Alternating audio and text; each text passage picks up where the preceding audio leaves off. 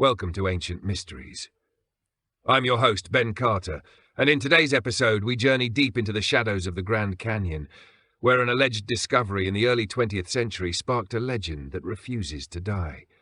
Did explorers uncover ancient Egyptian artifacts hidden in a vast cave system beneath the American Southwest, or was it all an elaborate hoax buried by powerful institutions? The truth may be stranger and older than we've been told.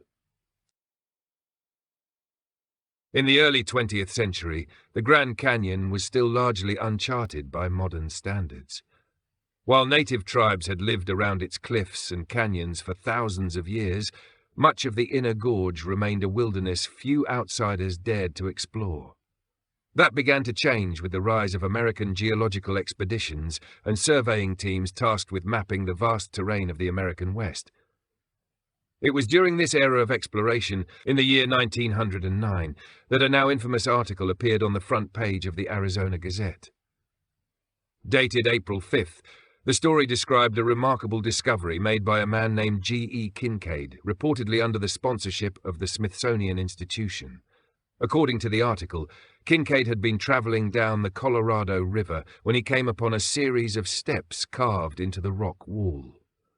Following the staircase led him into a cave system that he claimed extended deep into the canyon walls, an intricate network of chambers containing relics, mummies, and artifacts that bore striking resemblance to ancient Egyptian and possibly even East Asian cultures. The article described statues resembling the Egyptian deity Osiris, copper tools of unusual design, and crypts housing preserved remains wrapped in linen. The report claimed the cavern could house over 50,000 people and was believed by Kincaid to be part of a once-inhabited subterranean city. What was even more extraordinary was that the artifacts were said to suggest a cross-cultural origin, with stylistic elements of both Egyptian and Hindu craftsmanship. This was shocking for the time, as no mainstream theory entertained the possibility of ancient Old World civilizations reaching the Americas. The article mentioned that Kincaid had notified the Smithsonian in Washington, D.C., and that a Professor S.A. Jordan was allegedly dispatched to continue the excavation. Yet despite the bold claims of the article, no official records, photographs, or follow-up reports ever emerged from the Smithsonian. Over time, both Kincaid and Professor Jordan seemingly vanished from historical record, leaving only the newspaper article behind. Historians and archaeologists quickly dismissed the story as sensationalism or outright fabrication.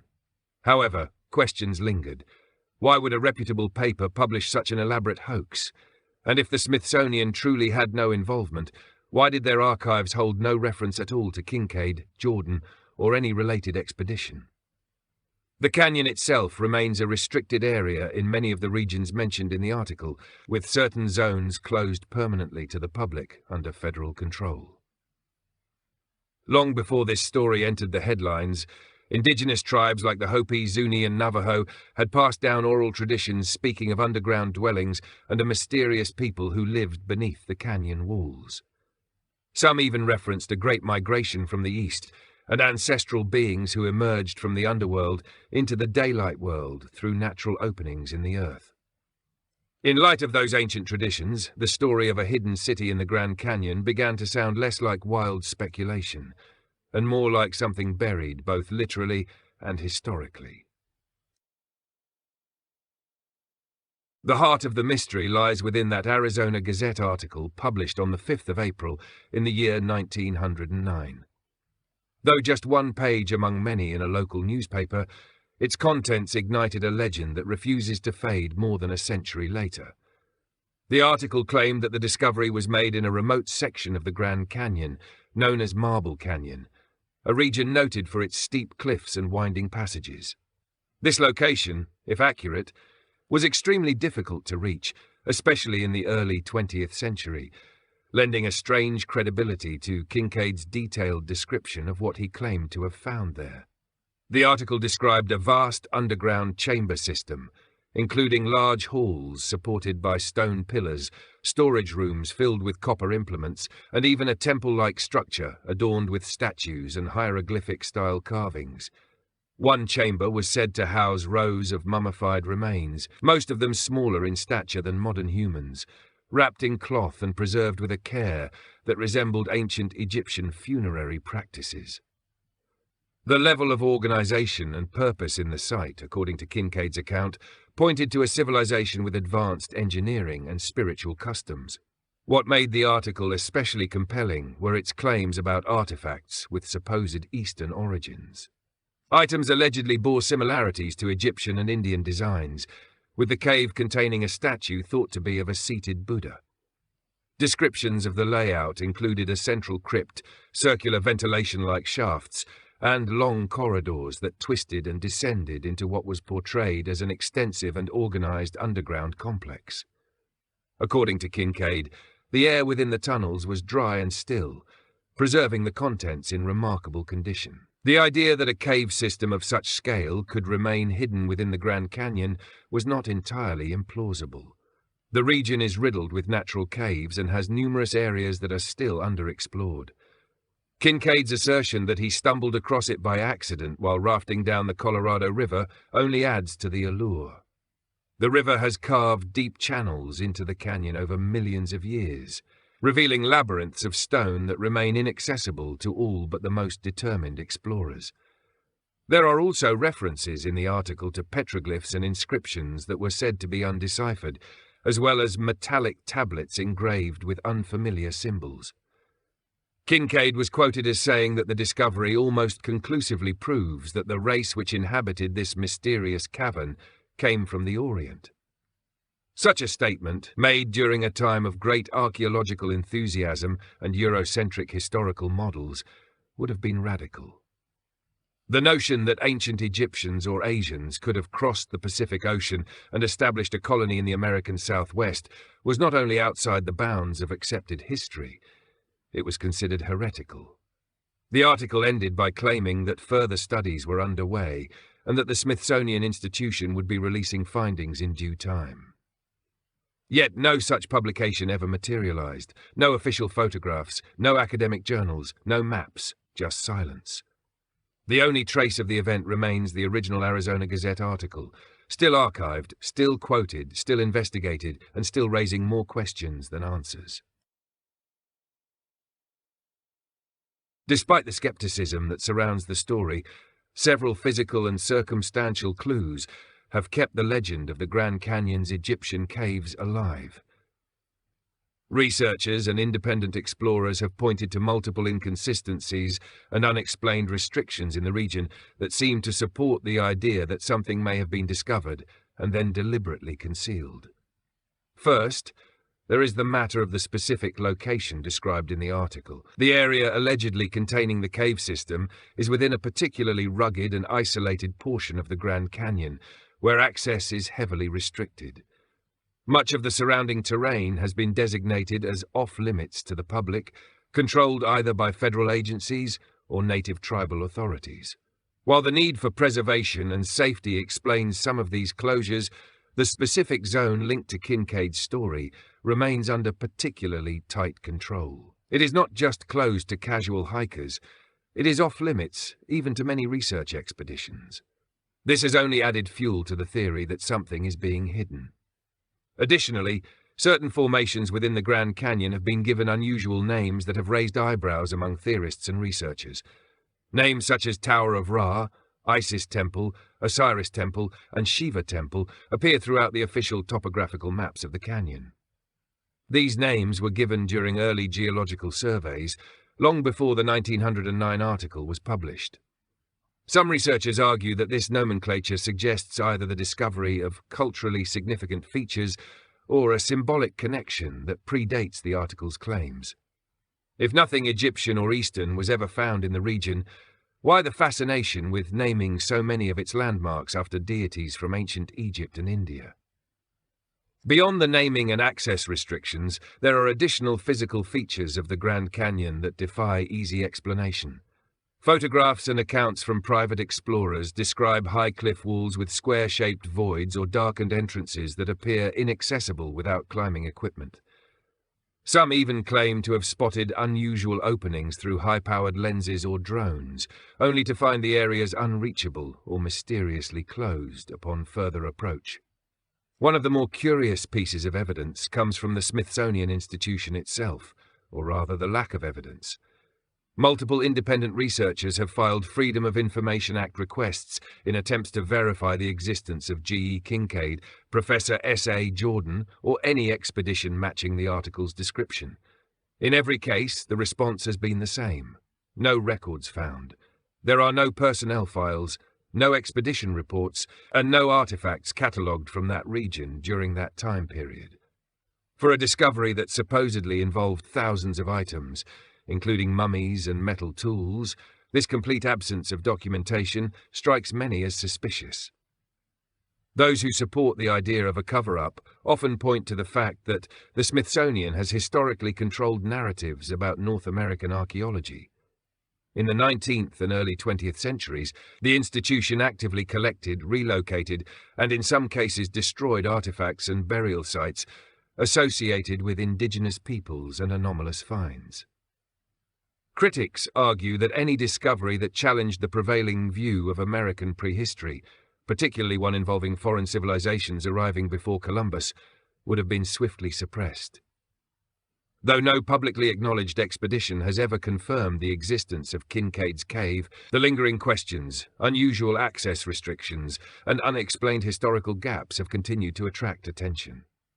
The Grand Canyon, vast and still not fully explored, holds secrets within its walls. Whether those secrets include a hidden chamber of Egyptian relics is unknown, but the physical clues remain embedded in the stone. Mainstream archaeology and conventional historians have long maintained that there is no evidence of ancient Egyptians or any Old World civilizations ever reaching the Americas before the voyages of Christopher Columbus in the 15th century. According to accepted academic frameworks, no Egyptian, Phoenician, or Indian explorers had the maritime technology necessary to cross the vast Atlantic or Pacific Oceans, nor the motive to do so. The belief is that civilizations in the ancient world developed independently, with only limited contact between neighboring regions. The official view also holds that the Grand Canyon has never yielded any archaeological discoveries resembling those described in the Arizona Gazette article. The Smithsonian Institution, often cited in conspiracy claims, has repeatedly denied involvement in any such expedition, and no verified records of G.E. Kincaid or Professor S.A. Jordan have ever surfaced in their historical rosters. These denials have been echoed by park authorities and university researchers, who characterize the story as a hoax or a case of early sensational journalism. Many scholars point to the context of the early 20th century, when newspaper articles were often used to attract readers with bold and speculative headlines. The era's fascination with Egyptology, sparked by discoveries like the tomb of Tutankhamun and the ongoing excavation of Luxor, created a popular appetite for stories linking ancient Egypt to far-flung parts of the world. It was not unusual for newspapers to publish exaggerated or entirely fabricated accounts during this time, especially when they involved ancient relics, lost cities, or mysterious explorers. Academic institutions also note that if such a vast underground city had truly been discovered, subsequent evidence would have likely surfaced in the years that followed. The Grand Canyon has been extensively mapped and studied by geologists, archaeologists, and explorers for over a century. From satellite imaging to field surveys, the area has undergone detailed scrutiny, and no verifiable signs of an ancient foreign settlement have been documented. According to conventional scholars, there is simply no physical evidence. No artifacts, inscriptions, human remains, or architectural structures that support the claims of an Egyptian cave within the canyon.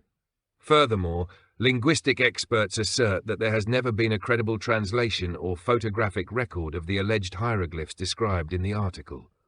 The claims of statues resembling Osiris or objects resembling Hindu artifacts remain unsubstantiated.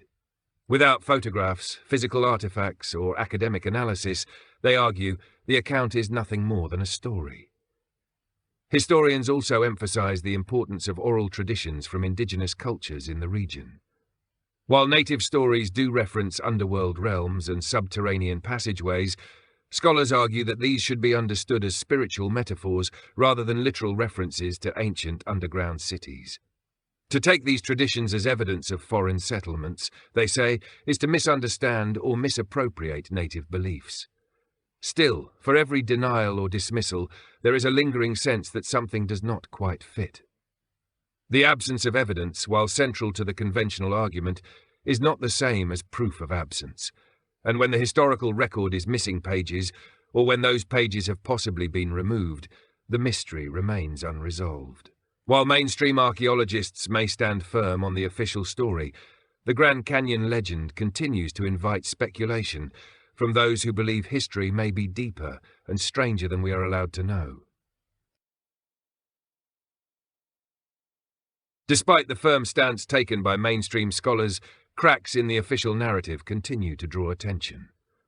The story of the Grand Canyon Cave raises a series of lingering questions that have yet to be satisfactorily answered.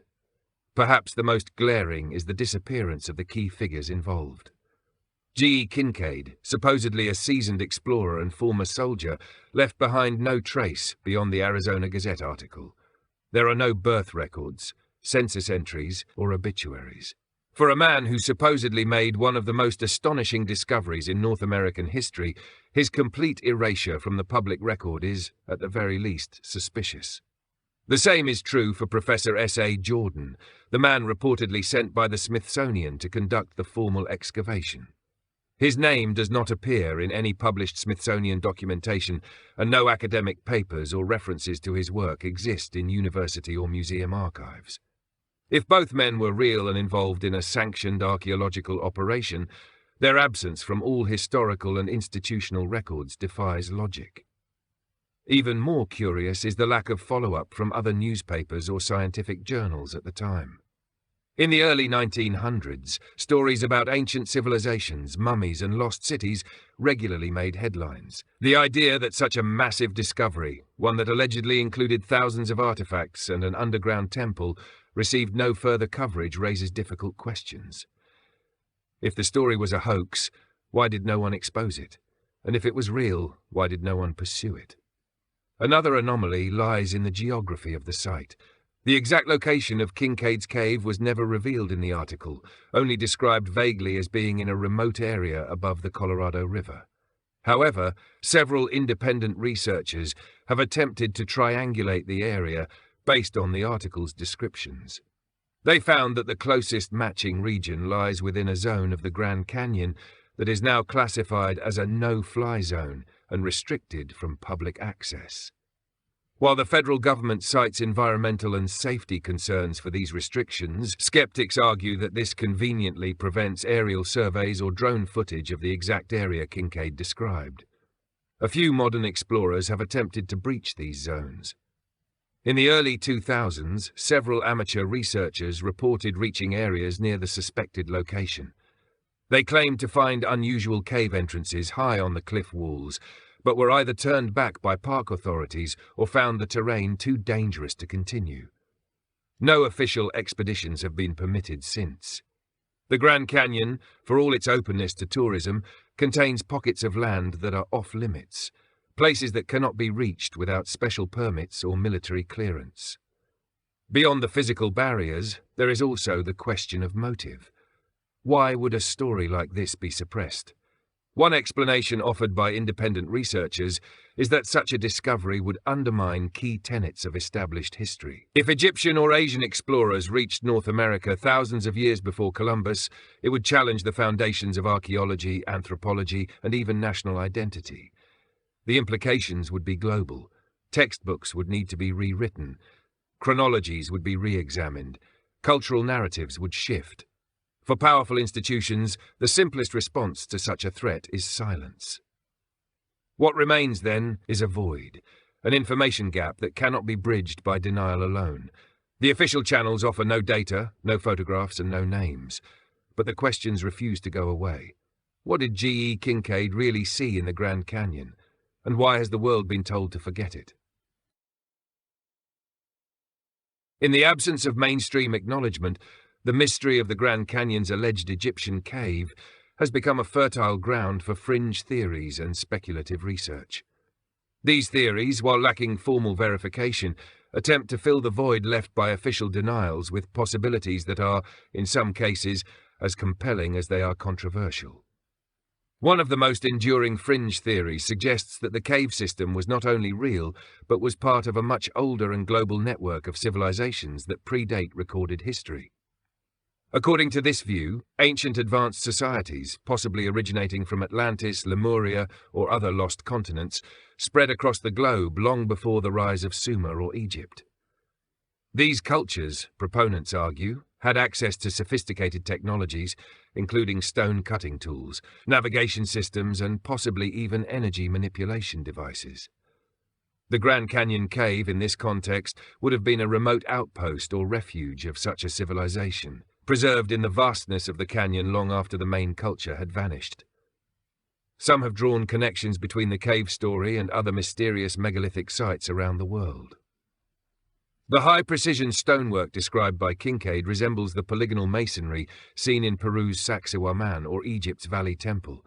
The statues reportedly found in the cave, some said to resemble Osiris, others bearing an Eastern design, suggest to these researchers a cultural blend that does not fit neatly into academic timelines. This mixing of iconography has led to suggestions of either a globally connected ancient world or a shared origin story that modern archaeology has yet to uncover. Other theories step even further into the speculative. Some propose that the cave was a kind of ancient library or energy chamber, designed to preserve sacred knowledge or even manipulate the Earth's electromagnetic field. The temple-like structure mentioned in the article is sometimes interpreted as a stargate or portal, possibly symbolic, possibly functional, designed by ancient priest-scientists who understood natural forces in ways we no longer grasp. There are also interpretations grounded in esoteric traditions. In certain circles of occult or theosophical belief, the Grand Canyon is considered one of several sacred sites on Earth that correspond to ancient power centers. These locations, sometimes called Earth chakras, are believed to be positioned along ley lines or planetary energy grids. From this viewpoint, the cave was never meant to be found by the public, and its concealment serves a larger metaphysical purpose, to keep forbidden knowledge from falling into unprepared hands. Some theories even suggest that the beings who constructed the cave were not human. The preserved mummies, reportedly smaller in stature, have been linked by some researchers to the legends of star people or otherworldly visitors found in Native American oral traditions. The Hopi, for instance, speak of ant people who lived underground and helped humanity survive past cataclysms. In this context, the Grand Canyon Cave is not just a historical anomaly, it is a remnant of a time when human and non-human entities may have coexisted or shared knowledge. While these fringe ideas are not embraced by academia, they persist because they attempt to explain the many unresolved elements of the story, the missing records, the restricted zones, the symbolic naming of nearby landmarks, and the eerie silence that surrounds the entire episode. Whether seen as myth, metaphor, or literal history, the legend of the Grand Canyon's lost cave continues to inspire those who believe that our past may be far more mysterious than we have been told.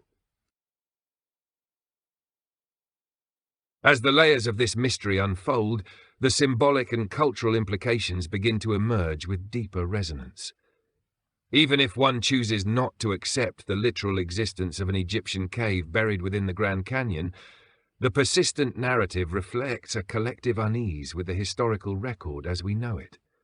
Why are we so drawn to the idea that ancient civilizations may have had contact with one another across oceans, thousands of years before modern historians believe it was possible? What does that say about our need to connect, to rediscover, or perhaps to reclaim something long lost? The Grand Canyon itself is more than a geological marvel. To the Hopi, Zuni, Havasupai, and other native tribes, it is a sacred place. They do not view it as simply a canyon, but as a place of emergence, of spiritual significance, and of origin. In Hopi tradition, the Grand Canyon is considered a gateway from the lower worlds, a portal through which their ancestors emerged after surviving the destruction of earlier worlds. Within this view, the concept of a subterranean realm populated by mysterious beings is not fantasy. It is a sacred teaching. The convergence of this sacred narrative with the Kincaid legend adds a layer of complexity. Was the Arizona Gazette article, regardless of its factual accuracy, tapping into a much older and more powerful story? One that predates printed newspapers and academic journals? Even if no cave were ever discovered, the existence of a cultural memory about underground dwellings and ancient star beings persists in indigenous oral history. It is this overlap that keeps the story alive in a different way, not through carbon dating or formal excavation, but through myth, story, and intuition. There is also the symbolism of caves themselves. Across cultures, caves represent the unknown, the hidden, the initiation space. From the Oracle of Delphi to the mysteries of Eleusis, from the underground pyramids of Mesoamerica to the cave drawings of prehistoric Europe, humanity has long associated underground chambers with sacred knowledge, transformation, and otherworldly contact. The Kincaid story, whether literally true or not, fits neatly into this timeless archetype. The descent into darkness, the confrontation with forgotten knowledge, and the return, if one returns at all. If we accept this framework, then the legend of the Grand Canyon Cave becomes less about whether Egyptian artifacts are buried under Arizona and more about what we have buried in ourselves. Our desire to believe in the cave, to imagine it still waiting in some hidden crevice of the canyon, reveals a hunger for mystery, for the possibility that not all is known and not all is lost. The story also invites reflection on who controls the past. When institutions like the Smithsonian are accused of concealing discoveries, whether justified or not, it reflects a deeper cultural anxiety about gatekeeping, censorship, and the shaping of collective memory. Who decides what is real and what is myth? What happens to knowledge that does not fit the model? These are not just questions for archaeologists. They are questions for all of us. Whether symbolic, spiritual, or historical, the implications of the Grand Canyon cave story extend far beyond the cliffs and rivers of the American Southwest. They reach into the heart of our species' longing to know where we came from, what was forgotten, and what might still be waiting to be uncovered. As we examine the threads woven throughout this story, a pattern begins to emerge, one that blurs the line between myth, memory, and mystery. The Grand Canyon cave legend persists not because of what is known, but because of what remains unknown. The absence of evidence has not closed the door on belief. In many ways, it has left it wide open. Several key elements continue to sustain public interest in the tale. The Arizona Gazette article, despite its singularity, was highly detailed.